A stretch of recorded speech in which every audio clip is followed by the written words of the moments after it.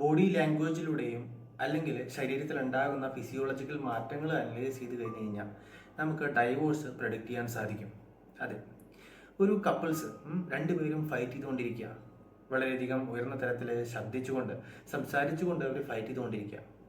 അവരുടെ ശരീരത്തിൽ ഉണ്ടാകുന്ന മാറ്റങ്ങൾ അനലൈസ് ചെയ്ത് കഴിഞ്ഞാൽ നമുക്ക് മനസ്സിലാക്കാൻ സാധിക്കും അവർ ഡൈവോഴ്സ് ചെയ്യോ അതോ നോൺ ഡൈവോഴ്സ് അല്ലെങ്കിൽ മുന്നോട്ട് പോവോ എന്നുള്ളത്. സാധാരണയായിട്ട് പുരുഷന്റെ ഹാർട്ട് ബീറ്റ് എന്ന് പറയുന്നത്, ഉദാഹരണത്തിന് 30 വയസ്സായിട്ടുള്ള പുരുഷന്റെ ഹാർട്ട് ബീറ്റ് എന്ന് പറയുന്നത് 76 ബീറ്റ്സിന്റെ അടുത്താണ്. അതേ സമയത്ത് സ്ത്രീയുടെ എന്ന് പറയുന്നത് ഏകദേശം 82 മുതൽ 84 വരെയാണ്.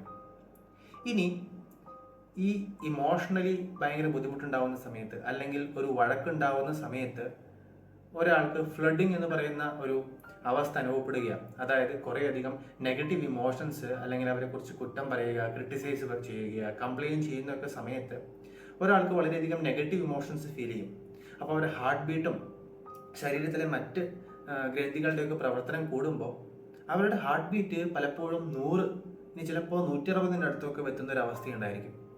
ഇങ്ങനത്തെ ഒരു ഉയർന്ന ഹാർട്ട് ബീറ്റിലോട്ട് മറ്റൊക്കെ പോകുന്ന അവസ്ഥ, ഇതിനെ നമ്മൾ ഫ്ലഡിങ് എന്ന് പറയുകയുണ്ടായി. മുമ്പത്തെ വീഡിയോകളിൽ നമ്മൾ ഫ്ലഡിങ്ങിനെ വിശദമായിട്ട് പറഞ്ഞിട്ടുണ്ടായിരുന്നു.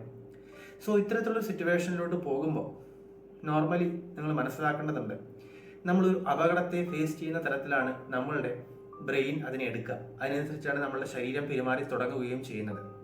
നമ്മൾ പറയും ഫൈറ്റ് ഓർ ഫ്ലൈറ്റ് റെസ്പോൺസ് എന്ന് പറയുന്നത്. നമ്മുടെ ആദിമ കാലഘട്ടത്തിൽ നിന്ന്, അതായത് ഗുഹയ്ക്ക് ഉള്ളിൽ താമസിച്ചു വരുന്ന ആൾക്കാരിൽ നിന്നും ഇവിടേക്ക് എത്താനായിട്ട് അധികം സമയമൊന്നും ആയിട്ടില്ല. അതുകൊണ്ട് തന്നെ നമ്മളുടെ ഇത്തരത്തിലുള്ള കാര്യങ്ങളെ ഫേസ് ചെയ്യുന്നതും നമ്മളുടെ ശരീരം റിയാക്ട് ചെയ്യുന്ന രീതിക്കും വലിയ മാറ്റമൊന്നും സംഭവിച്ചിട്ടില്ല.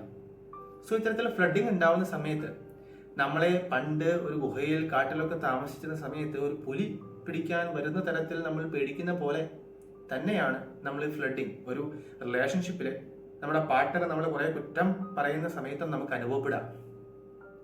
അപ്പൊ അങ്ങനെ സംഭവിക്കുമ്പോൾ ഒന്നല്ലെങ്കിൽ ഫൈറ്റ് ചെയ്യുക എന്ന റെസ്പോൺസിന്റെ ഭാഗമായിട്ട് നിങ്ങളും തിരിച്ച് ആക്രോശിക്കാനോ അല്ലെങ്കിൽ അവരെ തിരിച്ച് കുറ്റം പറയാനും ക്രിട്ടിസൈസ് ചെയ്യാനും തുടങ്ങുകയോ, അല്ലെങ്കിൽ ഒന്നും ചെയ്യാതെ അവിടെ നിന്ന് രക്ഷപ്പെടുക എന്നുള്ള രീതിയിൽ സ്റ്റോൺ വാളിങ് ചെയ്യുകയും ചെയ്യാം. അതായത് ഒന്നും ചെയ്യാതെ മിണ്ടാതിരുന്ന് അവിടെ ഇമോഷണലി എൻഗേജ് ചെയ്യാതിരിക്കുന്ന ഒരവസ്ഥ. സോ ഫൈറ്റ് ഓർ ഫ്ലൈറ്റ് എന്ന് പറയുന്ന ഈ 2 റെസ്പോൺസുകളും പലപ്പോഴും ഇത്തരത്തിലുള്ള സന്ദർഭങ്ങളിൽ സംജാതാവും. ഇങ്ങനെ സംഭവിക്കുകയാണ് ഒരു റിലേഷൻഷിപ്പിൽ.